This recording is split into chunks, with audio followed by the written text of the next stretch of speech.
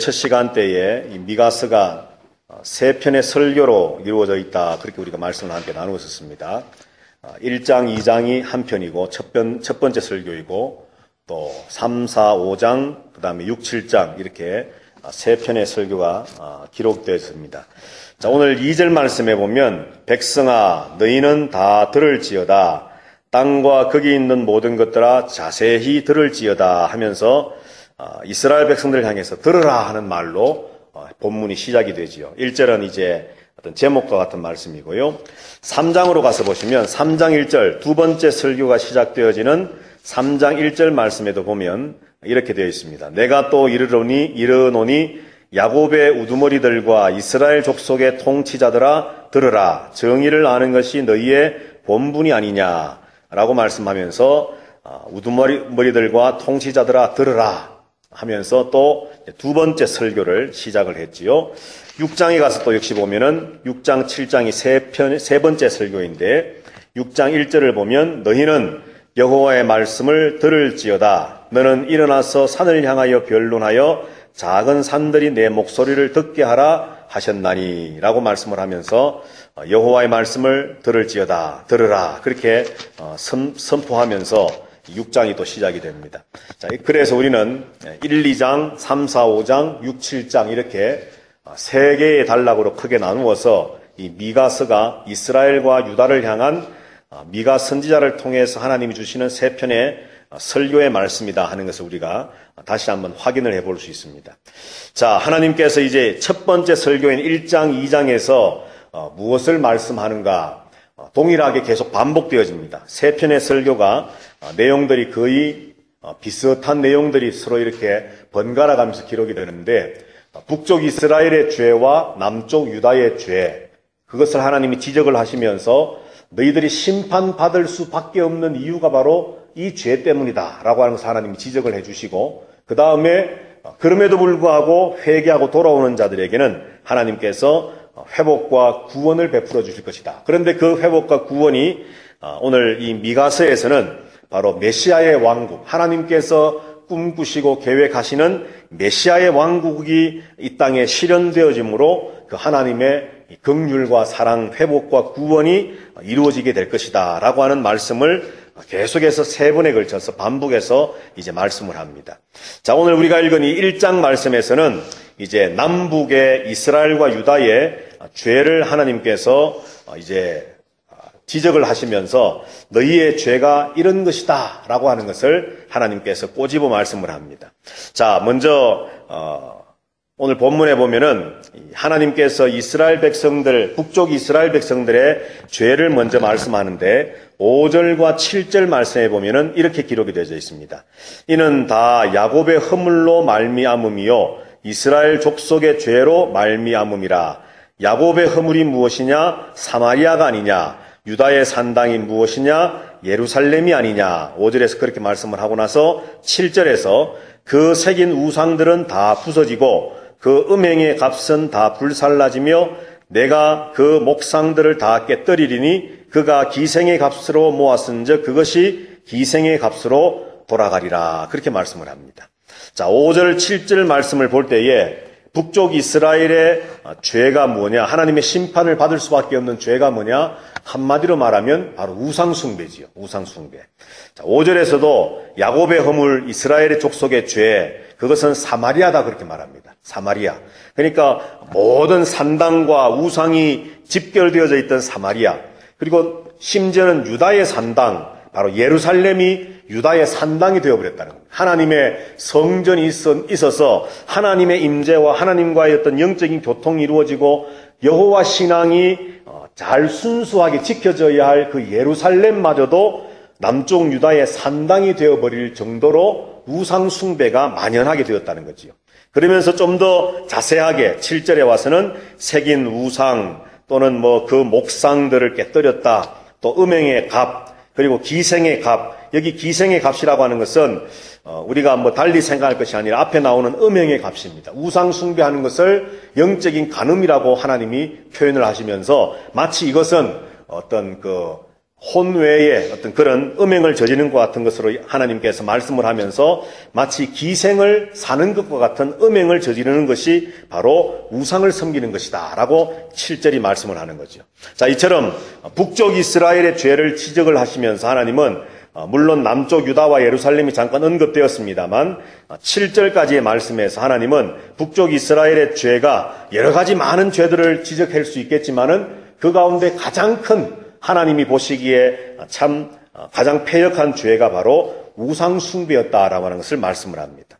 자, 이런 우상을 섬겼던 북쪽 이스라엘을 향해서 하나님께서는 어떤 심판을 지금 선포하고 계시느냐 하면 4절 그리고 6절 7절 말씀에 기록되어 있는데요. 4절에 보면 그 아래에서 산들이 녹고 골짜기들이 갈라지기를 불 앞에 밀초 같고 비탈로 쏟아지는 물 같을 것이니, 마치 불 앞에 막 산불이 나서 골짜기들이 온 세상이 막 불이 붙고 또 불 앞에 이 양초가 막 녹아내리는 것처럼 비탈로 쏟아지는 물과 같이 막 물이 쏟아져 내리는 것처럼 양초가 녹아서 내리는 것처럼 모든 땅들이 하나님의 그 불심판 앞에 녹아 없어지게 될 것이다. 4절에서 말씀을 합니다.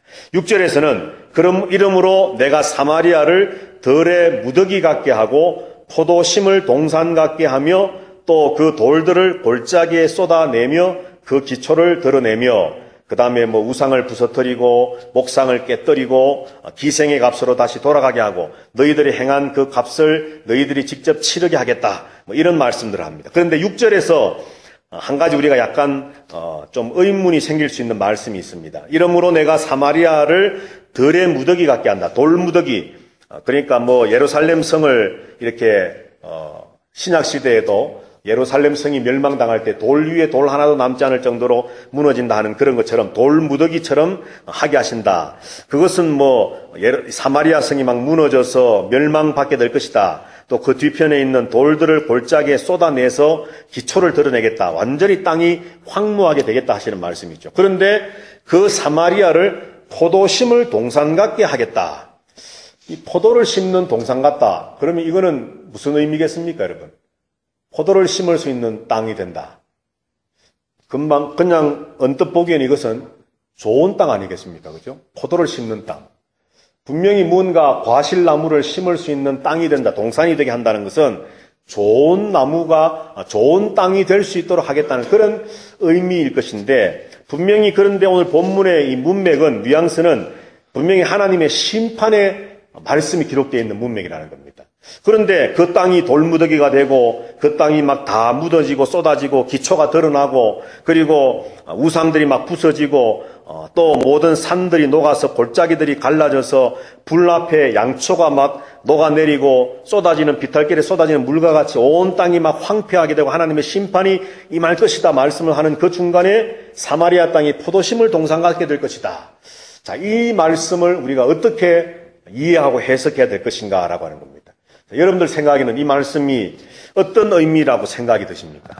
지금 전체적으로 심판에 관한 메시지를 말씀하고 있는데, 그런데 포도심을 동산 같게 하겠다. 일단은 이것이 심판의 말씀이라고 우리는 일단 생각을 하고 해석을 접근을 해야 됩니다. 그러면 포도심을 동산같이 된다. 이 말이 왜 심판의 말씀일까요? 포도를 심을 수 있다. 뭐 농사를 지을 수 있는 땅이 된다. 분명히 좋은 의미인데 왜 이게 심판일까요? 다른 건 못 심고 포도밖에 안 심고. 아, 다른 거는 못 심고 포도만 심을 수 있으니까. 유대인들의 주 음료가 포도 주스인데, 포도주인데 좋은 거 아닙니까? 성경에 보면 하나님이 이스라엘을 나의 포도원 그러시면서 이 포도나무나 포도원이나 이런 포도를 심을 수 있는 동산을 굉장히 이 긍정적인 어떤 것으로 표현을 굉장히 많이 하셨거든요. 그런데 왜 그러면 포도를 딴 건 못 심고 포도만 심는 게 왜 저주입니까?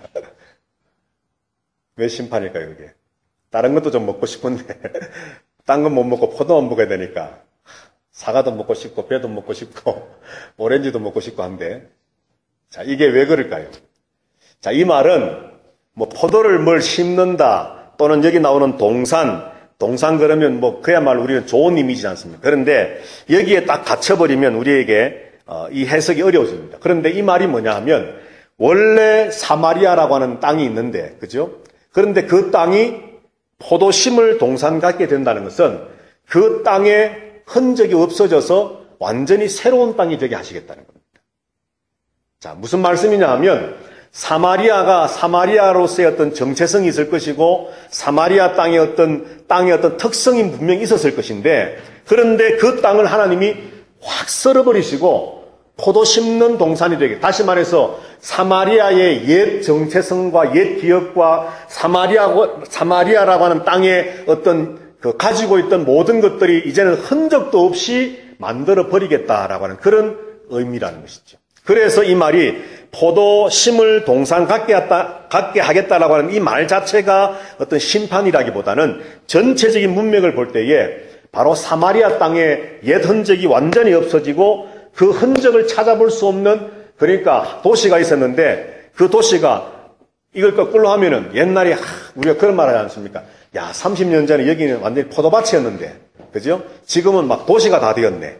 뭐 이런 말 하지 않습니까? 그러니까 옛날에는 포도밭이었고 막 그냥 일반 밭이었고 논이었고 그랬던 땅인데 막 집이 들어서고 아파트가 들어서고 이제는 옛날 모습은 하나도 없어지고 새로운 도시가 되었다. 우리가 말하는 것처럼 거꾸로라는 거죠. 거꾸로. 사마리아의 도시의 어떤 그런 영광이 있었을 것이고 그런 모든 것이 있었겠지만 그 모든 것들이 확 썰어버려지고 밭이 되겠다는 거예요. 그러니까 어떤 그 옛날의 도시의 영광들이 자취를 감추도록 흔적이 없도록 하나님이 만들어 버리시겠다라고 하는 그런 의미라는 거죠. 그래서 이 말씀과 앞뒤에 있는 말씀들 사마리아를 들에 무더기 같게 하고 그 돌들을 골짜기에 쏟아내고 그 기초가 드러나게 하겠다. 포도밭이 되어버리게 하겠다. 사마리아를. 지금 이렇게 말씀합니다. 그래서 여하튼 간에 4절, 6절, 7절 말씀이 하나님께서는 우상을 섬기고 있는 북이스라엘을 이처럼 완전히 그 형체를 찾아볼 수 없을 정도로 심판하겠다라고 말씀을 합니다. 자, 그런데 이런 심판이 북쪽 이스라엘에게서만 끝나는 것이 아니라 5절에서 5절 제일 마지막에 유다의 산당이 무엇이냐 예루살렘이 아니냐라고 말하면서 남쪽 유다와 예루살렘을 잠깐 언급하셨는데 8절 말씀을 보면 8절 9절 말씀을 보면 이제 남쪽 유다의 어떤 유다를 향한 하나님의 또 모습을 마음을 표현을 하고 있습니다. 자, 8절을 보면 이러므로 내가 애통하며 애곡하고 벌거벗은 몸으로 행하며 들깨같이 애곡하고 타조같이 애통하리니 이는 그 상처는 고칠 수 없고 그것이 유다까지도 이루고 내 백성의 성문 곧 예루살렘에도 미쳤음이니라. 그렇게 말씀을 합니다. 자, 위에 나와 있는 이 북쪽 이스라엘의 우상 숭배의 죄 때문에 그들이 완전히 멸망을 당하게 될 것인데 이러므로 8절에서 내가 애통하고 애곡하고 벌거벗은 몸으로 행하며 들깨같이 애곡하고 타조같이 애통할 것인데 왜 그러느냐 이유가 뭐냐 이는 그 상처는 고칠 수 없다. 하나님이 북쪽 이스라엘에 내리실 그 심판은 돌이킬 수 없는 것인데 그런데 그것이 유다까지에게 이르러서 내 백성 성문 곧 예루살렘에게까지도 미쳤다라고 말합니다. 다시 말해서 5절에서 말했던 것처럼 북쪽 이스라엘의 우상 숭배의 모습들이 북쪽 이스라엘만의 문제가 아니라 남쪽 유다에까지도 그것이 번져서 남쪽 유다도 우상 숭배로 말미암아 멸망받을 수밖에 없는 그런 지경이 되었다라고 하나님께서 오늘 말씀을 하는 겁니다. 그러니까 미가서를 통해서 하나님께서는 북이스라엘이나 남쪽 유다나 모두가 하나님 아닌 다른 것을 사랑하고 하나님 아닌 다른 것을 섬기고 하나님 아닌 다른 것을 예배하는 이 우상 숭배의 죄를 지적을 하시면서 이 우상 숭배 때문에 너희가 망할 것이다. 그런데 실제로 이 예언의 말씀이 언제 이루어졌습니까? 바로 우리가 지난주에 말씀을 나누었던 것처럼 아수르에 의해서 멸망당하는 것을 이 미가는 실제로 목격을 했고 그리고 바벨론에 의해서 남쪽 유다도 멸망해가는 그 즈음까지 활동했던 선지자가 바로 미가 선지자라는 거죠. 그래서 북쪽 이스라엘이나 남쪽 유다가 우상 숭배 때문에 땅에 흔적이 없어질 정도로 완전히 멸망당할 것이다라고 하는 자기의 예언의 말이 실제로 성취되는 것을 두 눈으로 목격했던 선지자가 바로 이 미가 선지자라는 겁니다. 자, 그런데 오늘 이러한 어떤 말씀의 배경을 보면서 오늘 우리가 생각해 보기를 원하는 핵심적인 주제가 뭐냐 하면 이런 것을 죄를 지적하시고 또 그 죄에 대한 심판을 선포하시는 하나님이시지만 그 모든 사실에 대해서 이스라엘이나 남쪽 유다의 우상 숭배나 또는 하나님의 심판으로 말미암아 멸망당하는 일에 대해서 하나님이 아파하고 계신다는 사실입니다. 하나님이 아파하고 계신다. 자, 여기 보시면은 먼저 8절 말씀 조금 전에 보았던 것처럼 내가 애통하며 애곡한다. 그리고 벌거벗은 몸으로 행하며 들깨같이 애곡하고 타조같이 애통한다. 그렇게 미가 선지자가 이야기합니다. 물론 여기 있는 이 말씀은 내가 벌거벗은 몸으로 행한다라고 하는 말을 볼 때에 미가 선지자 자신이 정말 너무나도 극심한 자신의 어떤 슬픔을 표현하려고 옷을 다 벗어 마치 옷을 찢는 것처럼 옷을 다 벗어서 행하는 모습을 보이는 거지요. 그런데 이런 미가의 모습은 미가 자신의 마음만이 아니고 미가를 통해서 말씀하기를 원하는 하나님의 마음이 여기에 반영이 되어 있다는 것이죠.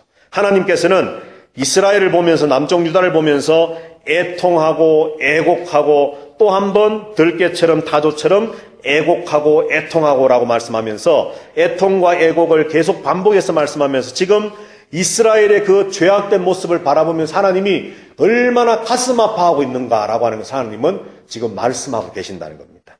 자, 그런데 오늘 본문에 우리가 방금 읽었듯이 이 8절부터 16절까지 말씀해 보면 10개의 도시의 이름들이, 마을의 이름들이 나옵니다. 그 마을의 이름들 하나하나를 하나님께서 왜 굳이 이 언급을 하시면서 오늘 이 미가 선지자를 통해서 말씀을 하고 있느냐?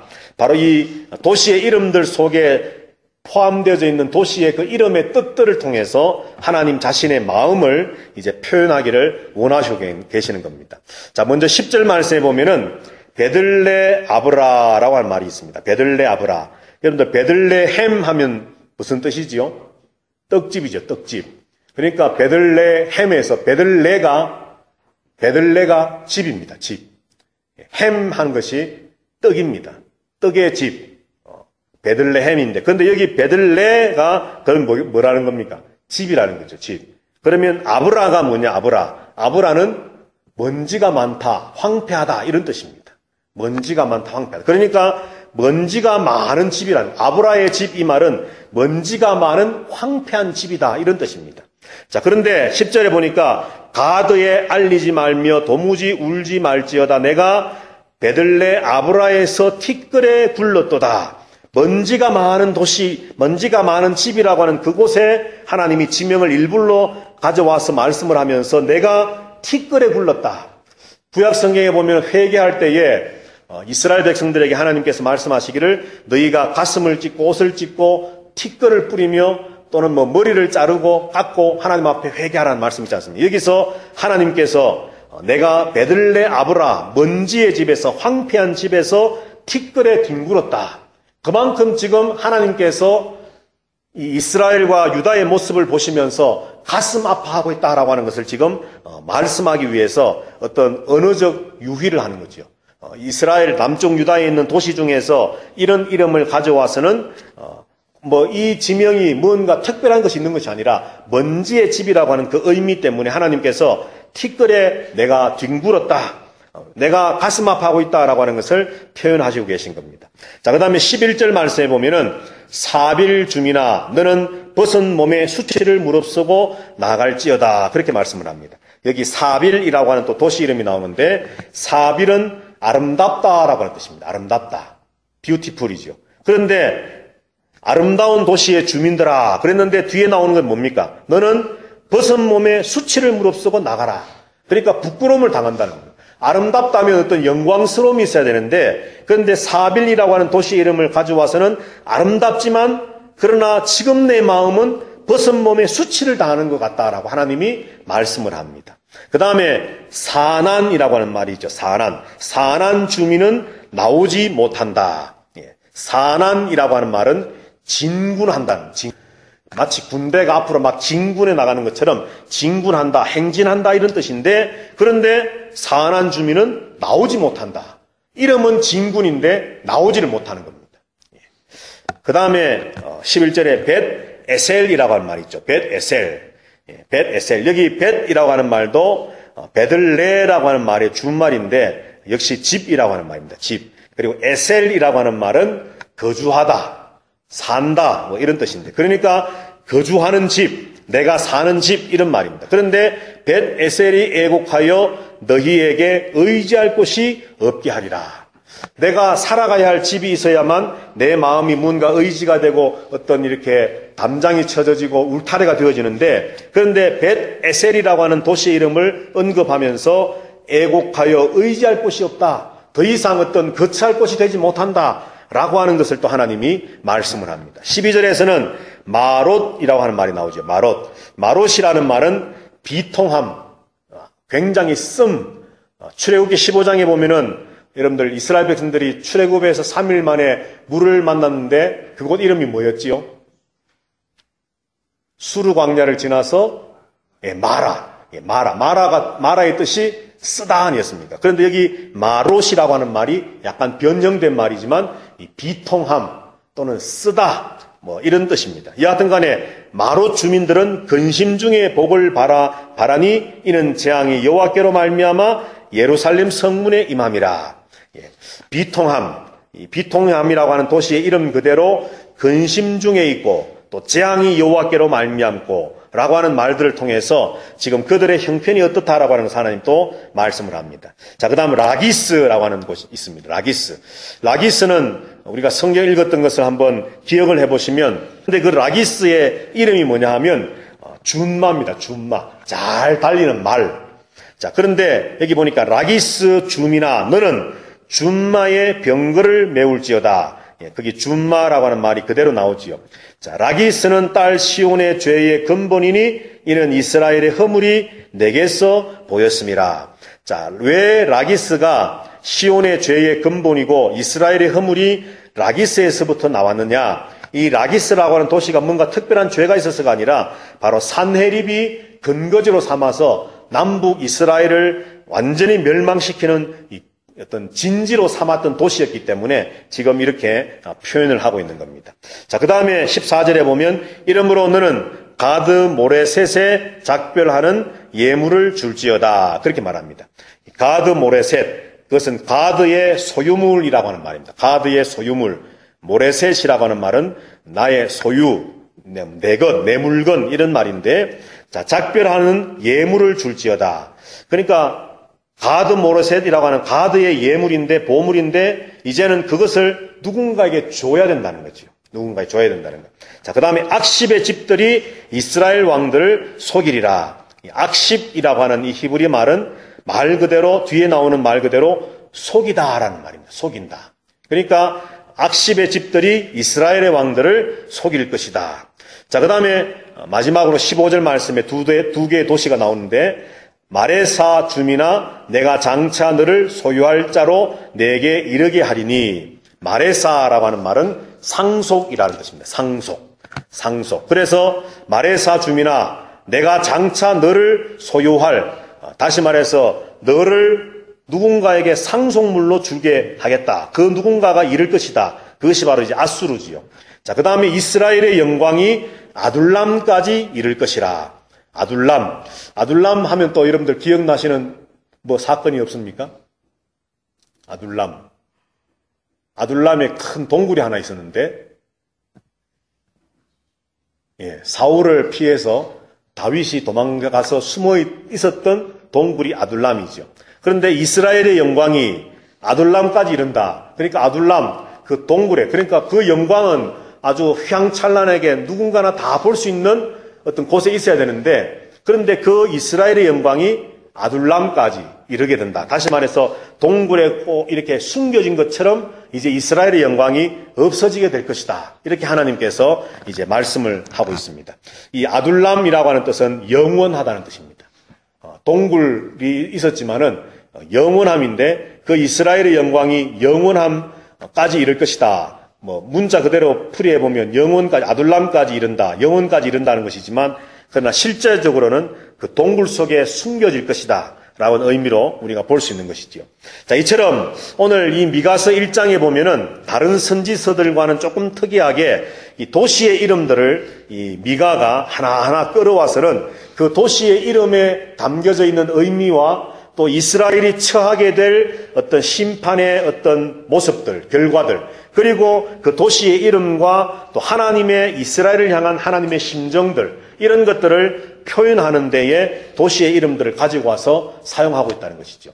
자, 그런데 여기서 이제 우리가 주목하기를 원하는 것은 이런 하나하나, 이 말씀 하나하나를 통해서 하나님께서는 얼마나 지금 이스라엘의 죄를 꼬집으시고 지적하시고 너희가 이것 때문에 멸망할 것이다라고 하나님이 이 심판을 선포하시면서도 하나님은 지금 눈물을 흘리고 계신다는 겁니다.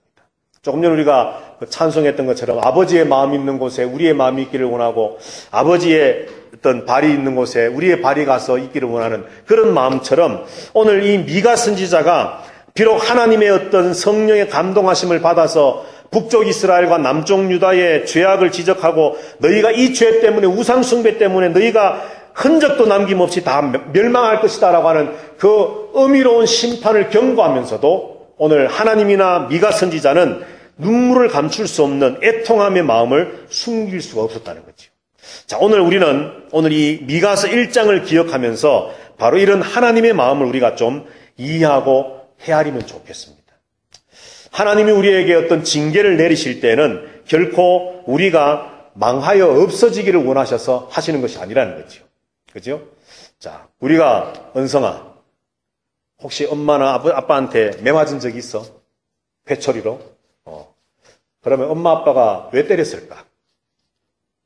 은성이가 미워서 1번. 고기 같아. 2번. 은성이가 다시는 그런 잘못을 저지르지 말라고 하는 어떤 그런 교훈을 주려고. 자, 3번. 2번과 함께 은성이를 너무너무 사랑하기 때문에. 자, 1, 2, 3번 중에서 은성이는 어떤 거라고 생각해? 2번이랑 3번. 근데 아까 1번에서 고했거든, 왜 했어? 예. 부모가 잘못하는 자기 자식을 매로 다스릴 때는요, 막 잘못했기 때문에, 죄를 범했기 때문에, 이놈의 자식 이 때리는 회초리를 맞고 죽어라. 이런 어떤 마음으로 때리는 게 절대 아니에요. 그죠?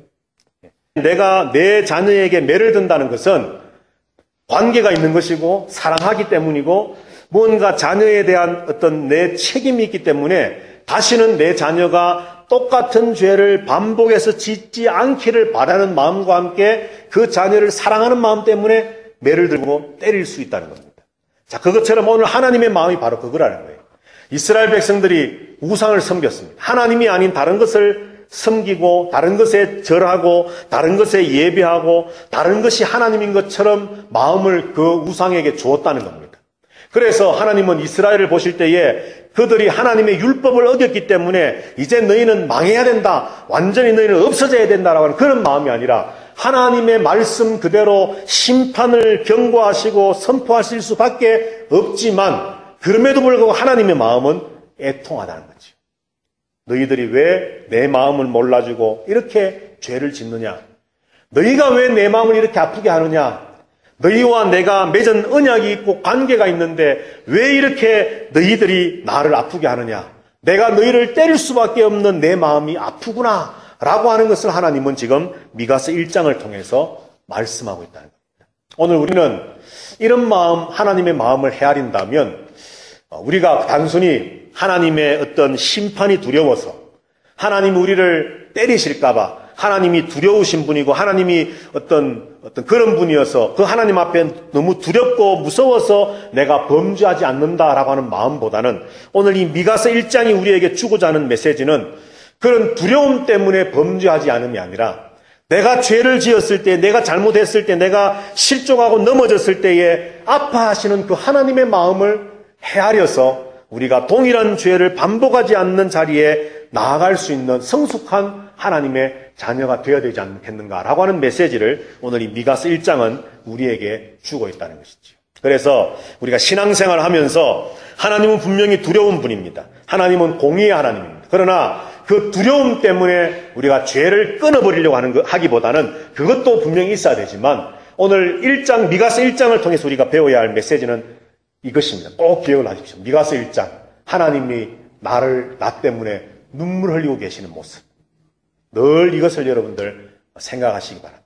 나 때문에 가슴을 치시고 애통해 하시고 애곡해 하시고 옷을 찢으시고 마치 나 때문에 우리 엄마 아버지가 어떤 이렇게 욕을 얻어먹는 것처럼 우리 하나님 아버지가 마치 벌거벗은 몸처럼 되셔서 우리의 수치를 자신이 짊어지시려고 하는 그런 마음으로 나를 향해 애통해하고 계신다는 그 아버지의 마음을 우리가 늘 헤아리면서 살아간다면 오늘 이스라엘 그리고 남쪽 유다를 향해 주셨던 이 미가서 1장 미가 선지자를 통해 주었던 이 설교의 말씀의 메시지를 우리는 늘 기억하고서 하나님 앞에 온전한 거룩하고 성결한 모습으로 살아가는 성도가 될 수 있으리라 생각을 합니다. 이 하나님의 모습 잊지 않고 기억하는 저와 여러분들 되시기를 주님의 이름으로 부탁을 드립니다.